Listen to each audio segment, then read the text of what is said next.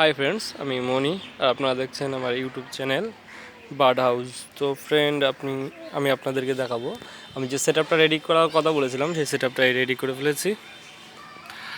আপনারা দেখতে পাচ্ছেন এখান থেকে এটা এইভাবে বাঁশ দিয়ে বানানো, প্লাস্টিক দিয়ে।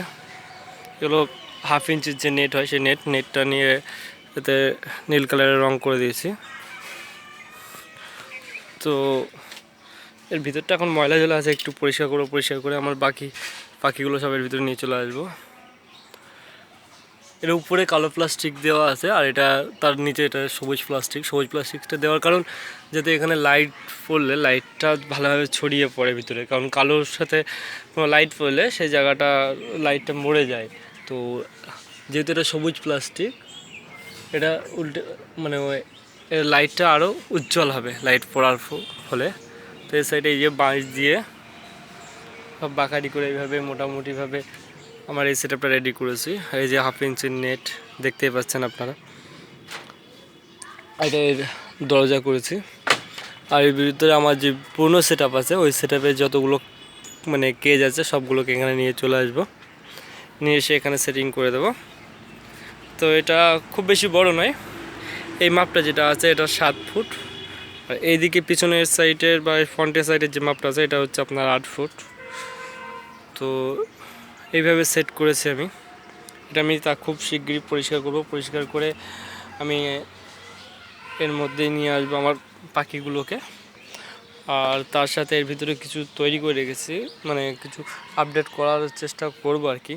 যেমন এখানে একটা লেবু গাছ দিয়েছি, যাতে এই গাছগুলো এখানে বড় হলে এখান থেকে এই লেবু গাছটা যদি এখানে বড় হয় এখান থেকে একটা ছায়া তৈরি হবে এবং ঠান্ডা হাওয়া ঢুকবে এর সাথে।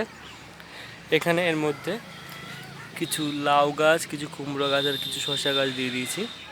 এগুলো আমার এই এই যে কালো প্লাস্টিক আছে, কালো প্লাস্টিকের উপরে যদি পড়ে তাহলে মানে দেওয়া যদি উঠে যায় তাহলে মোটামুটি এই সেটআপটাকে ঠান্ডা রাখবে, সেই হিসেবে দেওয়া আছে। আর পিছনে দেখছেন এই যে এই লেবু গাছগুলো সব আছে, এখানে একটা ডালিম গাছ আছে।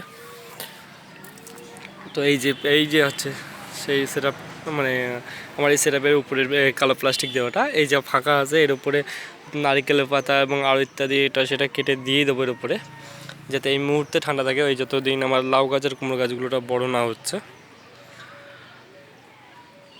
তো ইচ্ছা আছে লাউ গাছ আর কুমড়ো গাছগুলোকে পিছনে ওই জায়গাটায় এনে রাখবো, ওখানে এনে রাখলে ওখান থেকে এটা এর উপরে ভর্তি হয়ে যাবে। এর উপরে ভর্তি হয়ে গেলে পুরোপুরিটা ঠান্ডা হয়ে যাবে। তো পরবর্তী আপডেট আমি আমার পরবর্তী ভিডিওতে দেব, অবশ্যই আমার সাথে যুক্ত থাকুন আপনারা। আমি আপনাদেরকে আরও অনেক কিছু দেখাবো আমার সেটআপে কী করতে চলেছি না চলেছি। আর হ্যাঁ, আরেকটা জিনিস যেটা প্রথমে দেখালাম ভিডিওর শুরুতে, এই যে এই গাড়িতে সব গোলাপ গাছ আছে, এটা একটা তুলসী গাছ আছে। তুলসী গাছের পাতাগুলো পাখিদের খাওয়ানোর পক্ষে খুবই উপকার। এটা একটা সূর্যমুখীর চারা।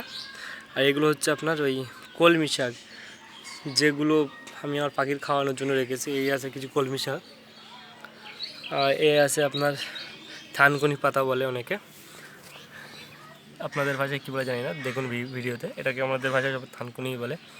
তো এগুলো গরমের সময় আমার পাখির খাওয়াতে সুবিধা হবে, সেহেতু আমি এইগুলো নিয়ে আনলাম।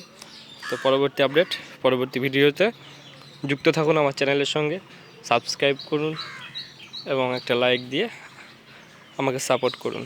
এই পর্যন্ত শেষ বন্ধুরা।